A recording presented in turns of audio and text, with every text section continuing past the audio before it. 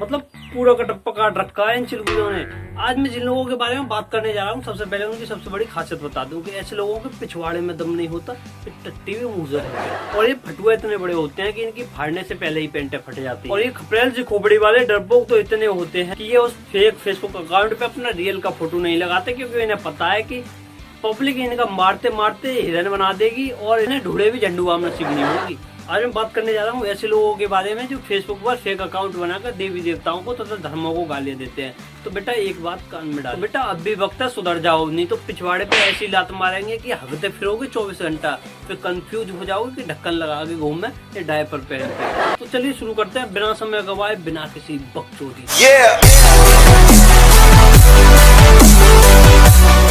मजाक के बाद हम थोड़ी सी सीरियस बातें कर लेते हैं। अब आपको बता देता हूँ कि अक्सर जब ऐसे फेसबुक अकाउंटों से ऐसी पोस्टें आती हैं, देवी देवताओं को भद्दी भद्दी गालियाँ दी जाती हैं, कमेंट की जाती हैं, तो अक्सर लोगों को गुस्सा फूटता है, जिसके उपरांत वो सीधे सीधे उस व्यक्ति को माँ बहनों की गालियाँ देते हैं। लेकिन क्या ये सही है? और थोड़ा सा जो मैं कहूँगा आगे अपनी वीडियो में, तो थोड़ा सा गौर अवश्य करें मेरी इन बातों पर, थोड़ा सा ध्यान दीजिए। शायद हो सकता है कि आप मेरे को समझें, मेरी बातों को समझें, मेरे को समझने का प्रयास जाए। ऐसे लोगों के बारे में तो मैं तो भैया बस यही कहूँगा कि ऐसे लोग देशद्रोही होते हैं।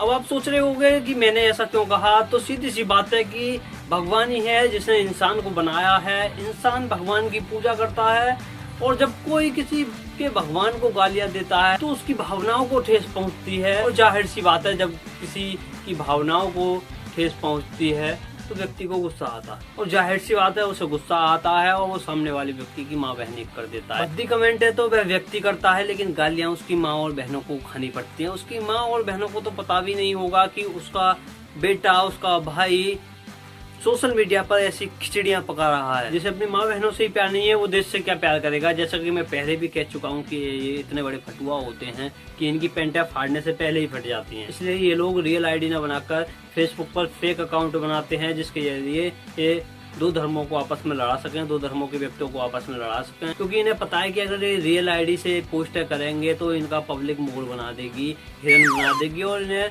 ढूंढे भी झंडू बाम नसीब नहीं होगी। क्या आप जानते हैं कि ऐसी फेक आईडियों के पीछे किसका हाथ है? तो चलिए मैं बताता हूँ।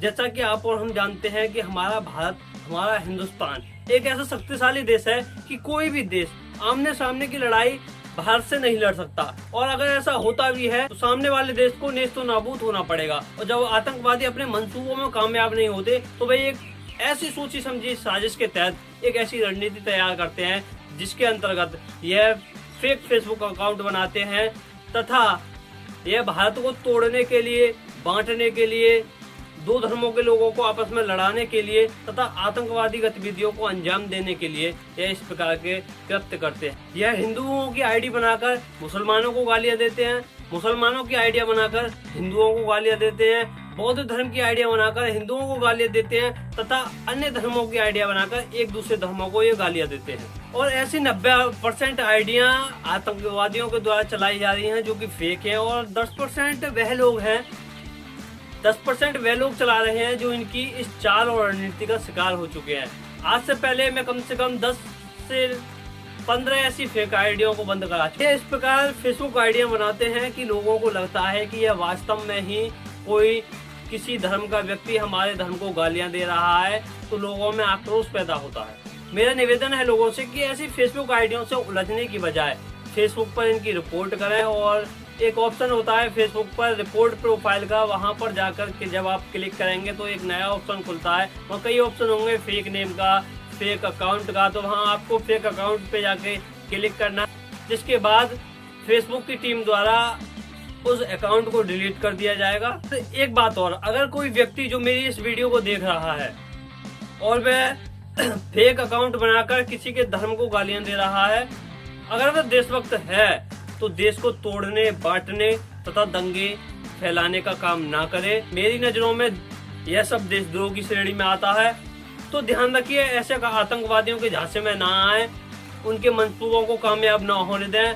अगर इतना कहने के बाद भी, मेरे इतना समझाने के बाद भी तेरे समझ में कुछ भी ना आए तो तेरे दिमाग में गोबर भरा हुआ है। और ऐसे लोग जो फेसबुक पर फेक अकाउंट बनाकर दूसरे के धर्मों को गालियां दे रहे हैं, मेरी नज़र में सीधे सीधे आतंकवादी हैं, क्योंकि वो देश को तोड़ने का काम कर रहे हैं। देश को बांटने का काम कर रहे हैं, दो धर्मों को आपस में लड़ाने का काम कर रहे हैं। तो मेरी नज़र में ऐसे लोग जो दूसरे के धर्मों को गालियां दे रहे हैं, फेक अकाउंट बनाकर आतंकवादी हैं, देशद्रोही हैं। और बेटा तुम्हारा तो सीधा सीधा एक ही इलाज है कि तुम्हारे पिछवाड़े पे, मैं जैसा पहले भी कह चुका हूँ कि तुम्हारे पिछवाड़े पे ऐसी लात मारूंगा कि हगते फिरोगे 24 घंटे, तो फिर घूमना डायपर पहन के। और अगर आप चाहते हैं कि मैं बनाऊं इसका सेकंड पार्ट, तो इसके लिए भैया कर दीजिए वीडियो को लाइक, कमेंट करिए, शेयर करिए और नीचे कमेंट करके मुझे अवश्य बताएं कि आपको ये वीडियो कैसा लगा।